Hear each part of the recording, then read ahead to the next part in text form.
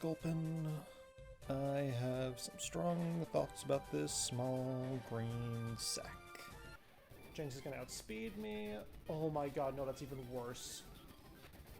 Oh my god.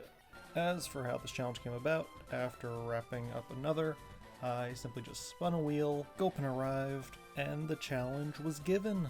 Looking through Gulpin's move pool though, it is very diverse, getting access to coverage in the form of Shadow Ball and Ice Beam, so I don't think we're going to have too many issues when it comes to variety. The rules are the same as always. I can only use Gulpin in battle, and while in battle I can only use held items. So with all that out of the way, let's get moving on to the run. I grab my stomach Pokemon and name her Baobab. Starting with only Pound, we make quick work of our rival's Charmander and begin our journey through Kanto. Immediately challenging our rival on Route 22, we are already outclassed. I'm pretty sure we can get there eventually, but instead I just grind it to Sludge and move on. Our battle against Brock was an interesting one. The only way to win is if I can poison his entire team with poison gas, which I remind you only has 55 accuracy at this point. Luckily, it is on our third attempt that we get there. Moving through Cerulean, I defeat our rival by throwing Sludge at his entire team, grabbing Secret Power on Route 25 to replace Pound, and entering the gym to take on Misty. Baobab sludges Staryu and uses Secret Power to take out Starmie through confusion, and for once it feels as if RNG is on our side. Boarding the SS Anne, our level advantage allows us to take on everyone on the ship. As for our battle against Surge, Sludge is all we need to finish off his electric types. Luckily, he did not have a Magnemite, because I'm not sure how I would deal with a Steel type at this time. Going through Dark Cave, I finally get fed up with all these rock and ground types, and teach the Living Stomach Water Pulse. I really should have done this sooner. Along the way, we also learn Sludge Bomb, which is perfect to take down Erica and her Grass-type army. Heading into the Team Rocket base, we face Giovanni and Water Pulse his Onix and Rhyhorn, while Sludge Bomb is enough to deal with Kangaskhan, so no issue at all.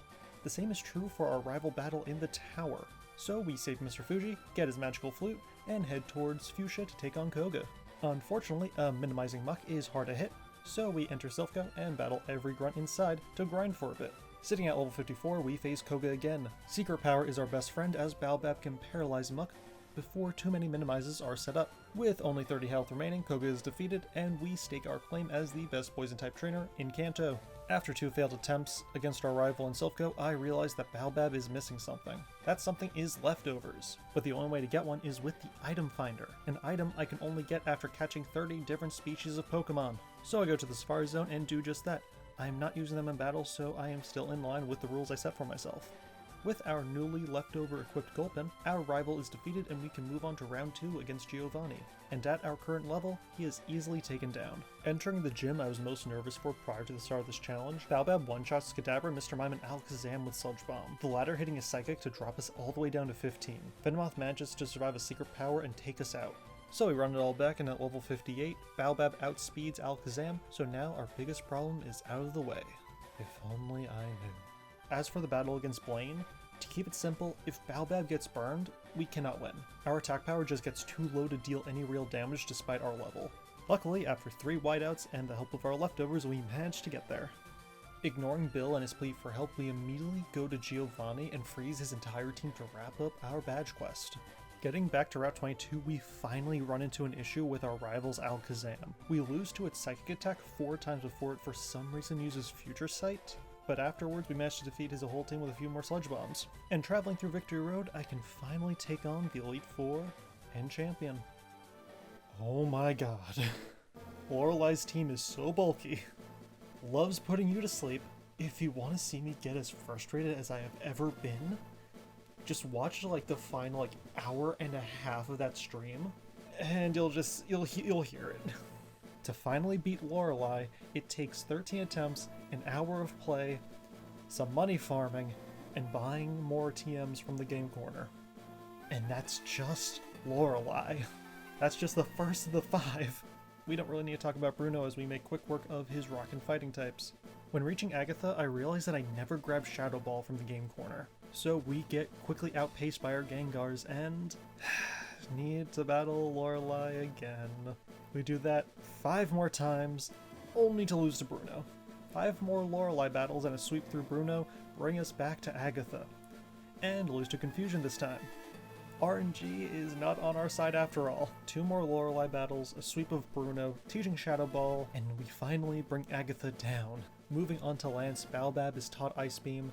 He is defeated with relative ease, and we can now move on to the final battle of this run. Wait, why is there still an hour left of footage? Seriously though? By this point in the run, my brain was breaking. Usually when I'm costing for time of these runs, I give myself about an hour for the Elite Four. I already spent an hour and a half getting this far. 13 whiteouts, and 11 levels later, we enter the final battle.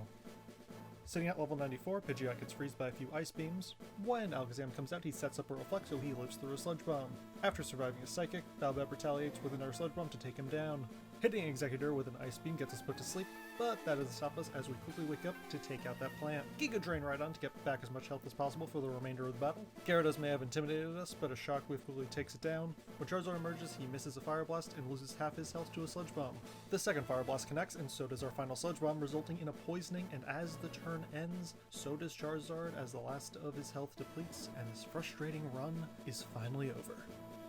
And there you have it. If y'all have been wondering why I've been posting videos here lately, that's because I've made an archive channel, so I can keep my stream offloads and edited content separate. But anyway, I hope y'all enjoyed the video. I hope y'all enjoy the rest of your day. Alright, have a good one.